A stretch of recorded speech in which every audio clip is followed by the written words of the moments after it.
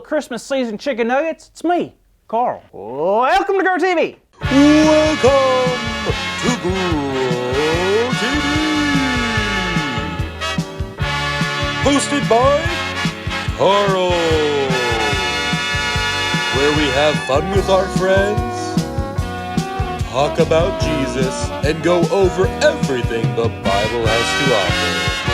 Now once again, welcome to Grow TV. Hey there, kiddos. Merry Christmas. You just caught me in the middle of something very important. Writing my Christmas list. I'm writing down all the things I want for Christmas this year. Let me read you some. A fire truck. Not like a toy, but like a full-on fire truck. Cold hot dog. Penguins dressed like Transformers. A can of tuna. Wet socks that have been dried. Dry socks that are wet. A flamingo on a bouncy ball. Hazard lights. A fog machine. A TV that's just playing Looney Tunes on repeat. And lastly, a cruise ship that takes me to Hawaii, Nebraska, France, and the Philippines. Did someone say Philippines? Oop. Well, obviously it was me. I'm the only one here. I guess that's true. Anyway, what were you saying about it? Oh, well, it's just on my Christmas list to go on a trip there. Oh, that's awesome. Why do you want to go there? I heard the food's really good, and a book of the Bible's named after it. Well, first, the food is very good there. And two, I think you're thinking of Philippians. Oh, that makes sense. Wait, how do you know if the food is good? You've tried it? I sure have. I'm actually Filipino, Carl. No, wait, really? Yep. And I heard you mention Hawaii as well. I used to live there too.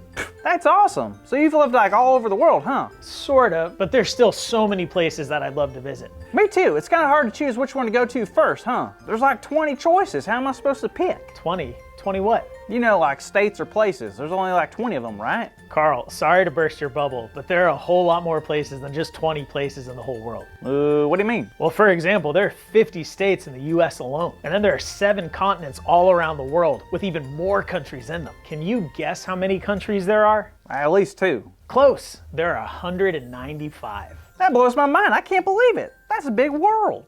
It really is, and that's the plan that God has for us. What? What plan? I forgot about the plan. To spread the good news. Remember how we learned about how Jesus brought the world good news last week? You're right. That was the plan. I keep forgetting I have plans. That's so cool, but what am I supposed to do again? Well, when we spread the good news, good things happen. Let's look at the story that Luke wrote. Last week, we found out that Elizabeth and Zechariah were finally having a kid. And at this time, Elizabeth was 6 months pregnant when the angel Gabriel showed up and made another appearance. Wow! What did he tell Elizabeth? The funny thing is, Gabriel didn't go and speak to Elizabeth. He spoke to a woman named Mary. Wait, Mary?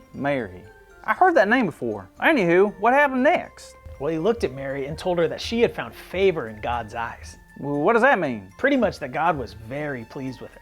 Oh, that makes sense now. So Gabriel went on to tell her that she'll be having a baby. Whoa! Gabriel surprised somebody else with some unexpected baby news? Yup, and Mary was beyond surprised. Well, she was planning on marrying a man named Joseph, and I'm sure she was planning on having a kid with him. But first, God had much bigger plans. Wait, so this is the Mary?